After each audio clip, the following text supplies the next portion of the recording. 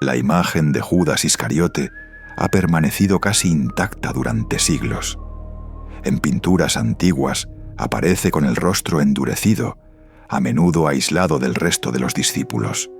En los relatos populares, su nombre se pronuncia como una advertencia.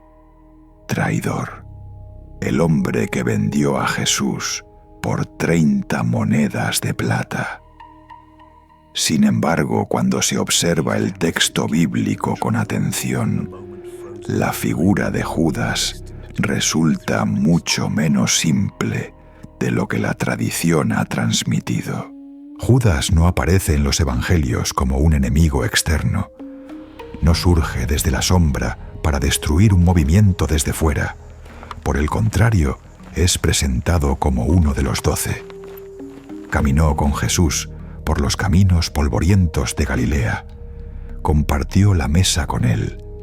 Escuchó sus enseñanzas de primera mano. Esta cercanía inicial plantea una pregunta fundamental. Si Judas fue elegido por Jesús, ¿qué lugar ocupa realmente su traición dentro de la historia? Los evangelios coinciden en un punto esencial. Judas entregó a Jesús a las autoridades. Ese hecho no está en discusión.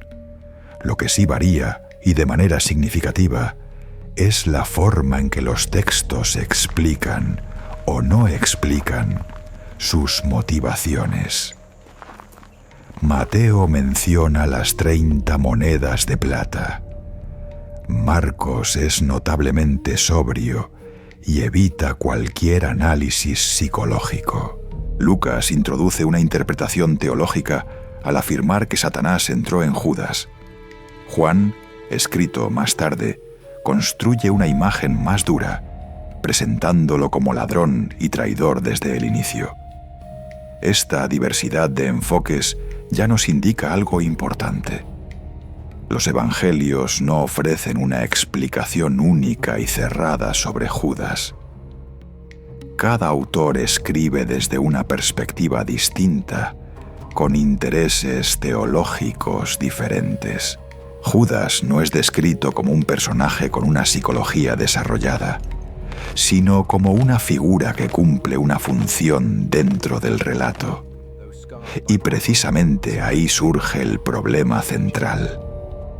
Si la traición de Judas era necesaria para que los acontecimientos se desarrollaran tal como los narra el cristianismo, entonces su papel parece inevitable. Pero si fue inevitable, ¿hasta qué punto fue libre? Para comprender esta tensión, es necesario situar a Judas en su contexto histórico real. Palestina, en el siglo I, estaba bajo ocupación romana. Las calles de Jerusalén no solo eran espacios religiosos, sino también escenarios de control político. Soldados romanos vigilaban los accesos a la ciudad. El miedo a una revuelta era constante, especialmente durante las grandes festividades judías como la Pascua. En ese entorno, la figura del Mesías no era interpretada únicamente en términos espirituales. Para muchos judíos, el Mesías debía ser un liberador político, alguien capaz de restaurar la soberanía perdida. Judas creció en ese mundo. No es descabellado pensar que sus expectativas sobre Jesús estuvieran marcadas por esa tensión entre fe y política. Jesús hablaba del reino de Dios, pero rechazaba la violencia y evitaba cualquier confrontación directa con Roma. Para algunos discípulos, ese camino resultaba desconcertante. Aquí comienza a perfilarse una hipótesis clave. ¿Y si Judas no actuó movido solo por la codicia? ¿Y si su acción estuvo relacionada con una interpretación equivocada del papel del Mesías? Plantear esta pregunta no significa justificar la traición. Significa reconocer que la historia bíblica no se mueve únicamente en categorías simples de buenos y malos, sino en decisiones humanas tomadas en contextos complejos. El problema de Judas no es solo moral, es también interpretativo. Creyó comprender el momento histórico, creyó entender lo que debía suceder, y al actuar se colocó en el centro de una historia que lo superaba. A partir de aquí, la cuestión deja de ser anecdótica. La pregunta ya no es solo qué hizo Judas, sino qué representa su decisión dentro del relato bíblico y de la historia del cristianismo. ¿Fue Judas Iscariote simplemente un traidor? ¿O fue un hombre que, al intentar forzar el curso de los acontecimientos, terminó convirtiéndose en instrumento de un proceso que no podía controlar? Para entender la figura de Judas Iscariote con mayor precisión, es necesario detenerse en los textos, no en la tradición posterior, no en las interpretaciones artísticas, sino en lo que los evangelios dicen exactamente y, sobre todo, en lo que no dicen. El Evangelio de Marcos, considerado por muchos estudiosos como el más antiguo, presenta a Judas de manera extremadamente sobria. Judas es simplemente uno de los 12. Su traición se menciona sin detalles psicológicos, sin explicaciones morales, sin referencias a motivaciones internas. El texto se limita a narrar el hecho. Judas va a las autoridades y entrega a Jesús. Esta ausencia de explicación no es accidental. Marcos no intenta comprender a Judas. Su interés está centrado en la identidad de Jesús y en el desarrollo de los acontecimientos. Judas aparece como una figura funcional dentro del relato, no como un personaje analizado en profundidad. Mateo, en cambio, introduce un elemento que marcará la memoria colectiva durante siglos: las 30 monedas de plata. El texto describe el acuerdo económico y, posteriormente, el remordimiento de Judas. Mateo es el único evangelio que menciona explícitamente la devolución del dinero y el reconocimiento de haber entregado sangre inocente. Aquí, Judas ya no es solo un agente del acontecimiento. Es un hombre que se da cuenta del peso de su acción. Sin embargo, Mateo tampoco explica por qué Judas actuó en primer lugar. El dinero aparece como un hecho, no como una motivación desarrollada. Lucas da un paso más en la interpretación. Afirma que Satanás entró en Judas antes de la traición. Esta afirmación introduce una lectura teológica clara. La acción de Judas se inserta en un conflicto espiritual más amplio. El problema, desde un punto de vista histórico, es que esta explicación desplaza la responsabilidad humana hacia una fuerza externa. Lucas no elimina la culpa de Judas, pero la reubica. Judas actúa, pero lo hace bajo la influencia del mal. Esta lectura ha sido fundamental para muchas interpretaciones cristianas posteriores, pero no responde a la pregunta histórica sobre las motivaciones concretas. El Evangelio de Juan ofrece la imagen más dura. Presenta a Judas como ladrón, como alguien que ya estaba corrompido antes de la traición. Juan escribe desde una distancia temporal mayor y con un fuerte énfasis teológico. Su relato no busca comprender a Judas, sino contrastarlo con la figura de Jesús. Cuando se comparan estos 4 enfoques, surge una constatación importante. No existe un retrato único y coherente de Judas en los evangelios. Cada autor lo presenta de acuerdo con su propio marco teológico y narrativo. Judas no es un personaje psicológico completo. Es una figura interpretada a posteriori, desde el desenlace de la historia. Este dato es clave. Si los evangelios no coinciden plenamente en las motivaciones de Judas, entonces cualquier explicación simplista resulta insuficiente. El texto bíblico no afirma de manera concluyente que Judas actuara únicamente por dinero, ni que fuera simplemente un instrumento inconsciente del mal. Aquí aparece un vacío interpretativo. Los evangelios describen el qué, pero apenas explican el por qué. Y cuando lo intentan, lo hacen desde categorías teológicas, no históricas. Ese vacío ha sido llenado, a lo largo de los siglos, por la tradición, por la predicación y por la imaginación popular. Judas se convierte en el traidor absoluto porque la narrativa necesita un rostro para la traición. Pero desde una lectura crítica, ese rostro es más complejo. Judas era discípulo. Conocía las enseñanzas de Jesús. Compartía la expectativa de un Mesías, aunque no necesariamente la misma comprensión de lo que eso implicaba.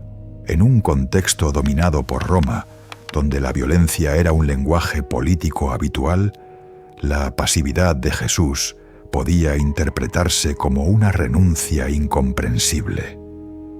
Aquí se abre una hipótesis razonable. Judas pudo haber creído que estaba acelerando los acontecimientos, que al provocar una confrontación obligaría a Jesús a manifestar su autoridad de manera decisiva. Esta interpretación no está explícita en los textos, pero tampoco los contradice. Lo que sí contradicen los evangelios es la idea de un Judas indiferente o satisfecho. El remordimiento descrito por Mateo, la soledad posterior, el silencio que rodea su final, sugieren a un hombre superado por las consecuencias de su propia decisión. Esto nos conduce a una distinción fundamental. Ser responsable de un acto no implica necesariamente haber comprendido plenamente sus consecuencias. Judas actúa, Judas decide, pero el resultado no coincide con lo que, razonablemente, pudo haber esperado. Jesús no se defiende, no moviliza a nadie, no convierte la detención en una revelación de poder. El contraste entre expectativa y realidad es absoluto. A partir de este punto, la pregunta ya no puede formularse en términos simples. Judas no encaja cómodamente en la categoría de villano consciente ni en la de instrumento pasivo. Su figura se sitúa en un espacio intermedio, donde la interpretación humana, el contexto histórico y la teología se superponen. Y es precisamente en ese espacio donde su historia adquiere relevancia. Una vez examinados los textos evangélicos, la figura de Judas Iscariote conduce inevitablemente a una cuestión central en la teología cristiana y en el análisis histórico: la relación entre la libertad humana y el desarrollo de los acontecimientos. Los evangelios afirman de distintas maneras que la muerte de Jesús formaba parte de un plan más amplio. Jesús anuncia su entrega, habla de lo que debe suceder y acepta el desenlace sin resistencia. Desde esta perspectiva, la traición parece encajar dentro de una secuencia prevista. Sin embargo, esa afirmación no elimina la responsabilidad individual. Judas no es presentado como alguien forzado físicamente a actuar. No es arrestado antes de la traición. No es amenazado. No es engañado. Se mueve libremente entre Jesús y las autoridades. Este detalle es fundamental. La tradición cristiana ha sostenido que la existencia de un plan divino no anula la libertad humana. Desde este punto de vista, Judas actúa por decisión propia, aunque sus actos sean absorbidos por un proceso que lo trasciende. Aquí se produce una tensión que los textos no resuelven explícitamente, pero que resulta clave para comprender su figura. Judas decide en un contexto concreto. Palestina estaba sometida al dominio romano. Las autoridades religiosas actuaban bajo presión constante. Cualquier movimiento mesiánico podía desencadenar una represión violenta. La historia reciente ofrecía múltiples ejemplos de rebeliones sofocadas con crueldad. En ese escenario, la figura de Jesús era ambigua. No encajaba en el modelo de líder político esperado, pero tampoco podía ser ignorada. Su influencia crecía. Las multitudes lo seguían. El riesgo de intervención romana aumentaba. Judas, como discípulo, no era ajeno a esta realidad. Había escuchado las palabras de Jesús sobre el reino de Dios, pero también había visto la tensión en Jerusalén, especialmente durante la Pascua, cuando la ciudad se llenaba de peregrinos y soldados. Las calles, vigiladas por patrullas romanas, se convertían en espacios de control permanente. Es razonable suponer que Judas percibía una urgencia histórica, que interpretaba la situación como insostenible, que veía la pasividad de Jesús como una forma de retrasar un desenlace inevitable. Desde esta perspectiva, su acción puede entenderse como una intervención. Judas no actúa para destruir un proyecto, sino para forzarlo. No busca necesariamente la muerte de Jesús, sino una reacción que confirme o desmienta definitivamente su identidad. Este punto no justifica la traición, pero ayuda a explicarla. La diferencia entre explicación y justificación es crucial. Explicar implica comprender los factores que influyen en una decisión. Justificar implica aprobarla. Los evangelios nunca justifican la acción de Judas, pero tampoco la reducen a un simple impulso irracional. La responsabilidad de Judas es real porque su decisión es consciente, pero su error radica en la interpretación. Confunde el silencio con inacción, confunde la paciencia con debilidad, confunde el tiempo de Dios con el tiempo de la política. Al actuar, Judas sustituye la espera por la intervención. El arresto de Jesús se produce sin resistencia. No hay confrontación, no hay revelación de poder, no hay ruptura del orden establecido. Las autoridades actúan con rapidez. Roma observa. El proceso avanza según los mecanismos habituales del poder. El resultado contradice cualquier expectativa de transformación inmediata. Este desenlace revela el límite de la acción de Judas. Una vez tomada la decisión, los acontecimientos ya no le pertenecen. El proceso histórico sigue su curso, indiferente a las intenciones iniciales. Aquí se manifiesta una de las lecciones más duras de su historia. Las decisiones humanas pueden tener efectos que superan completamente la intención de quien las toma.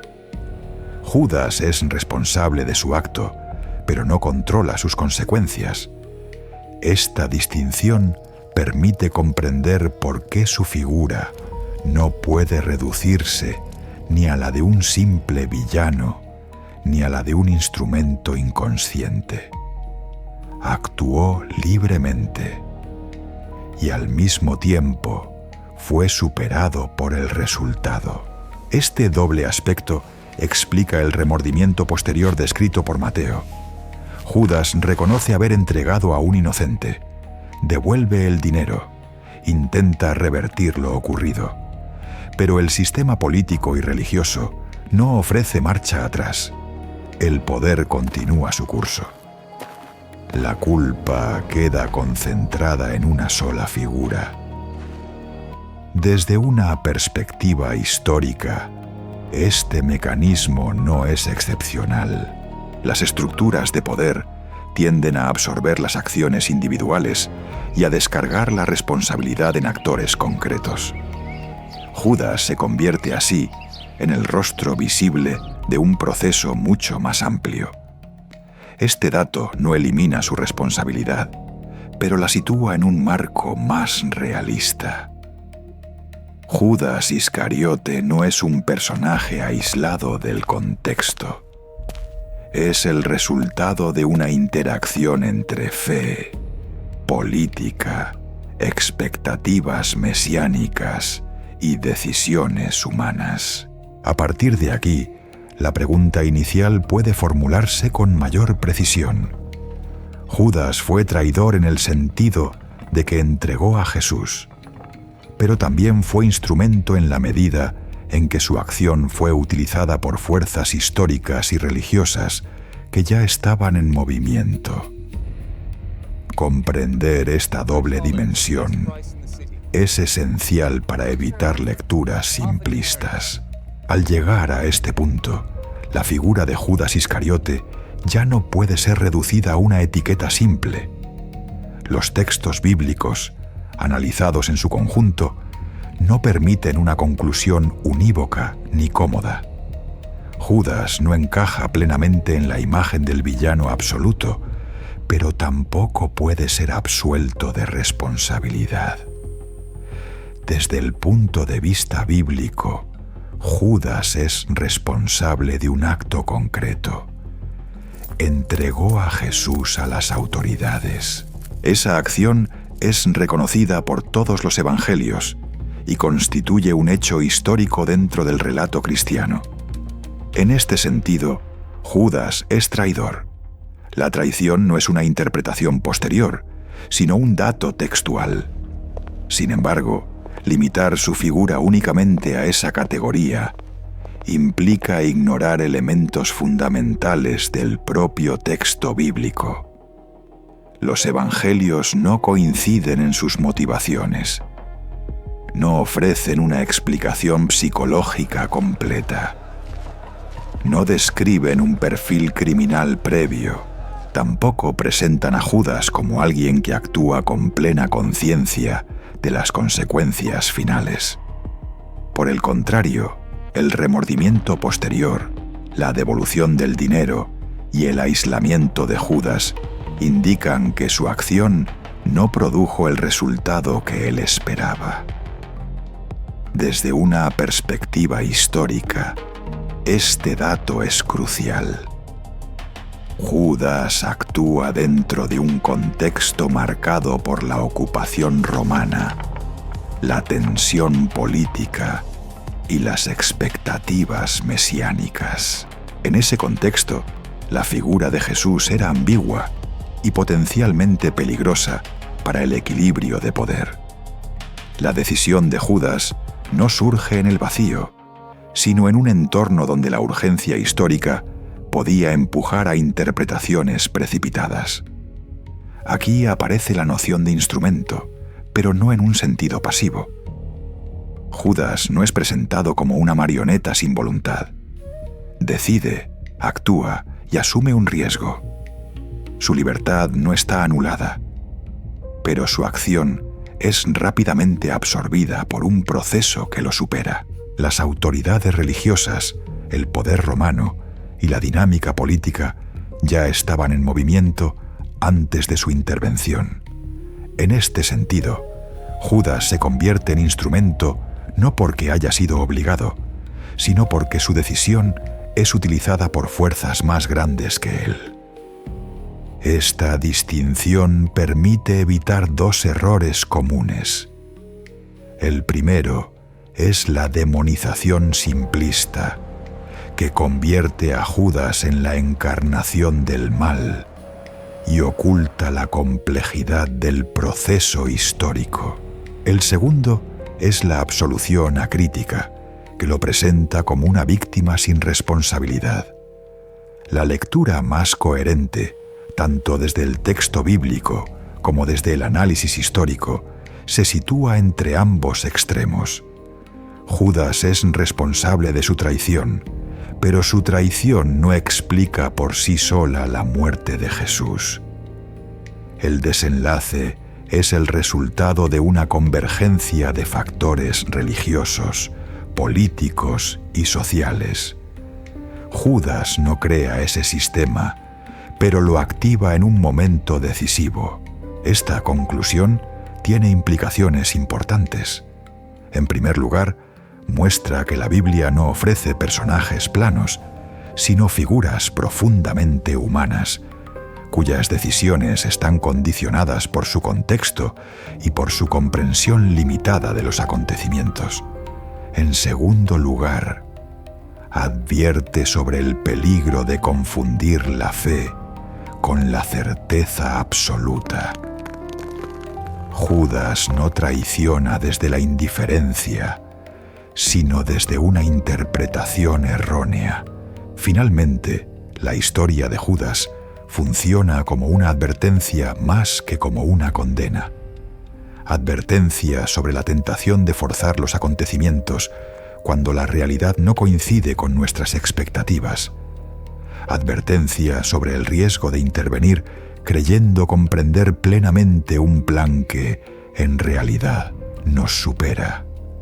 Advertencia sobre cómo una decisión tomada con convicción puede generar consecuencias irreversibles. Por eso la pregunta inicial no admite una respuesta cerrada. Judas Iscariote fue traidor en su acto. Fue instrumento en el resultado. Pero sobre todo, fue un ser humano que actuó desde una comprensión incompleta de la realidad. Comprender a Judas de este modo no debilita el mensaje bíblico. Al contrario, lo hace más exigente. Obliga a leer los textos con atención, a reconocer sus silencios y a aceptar que la historia de la fe también está hecha de errores humanos.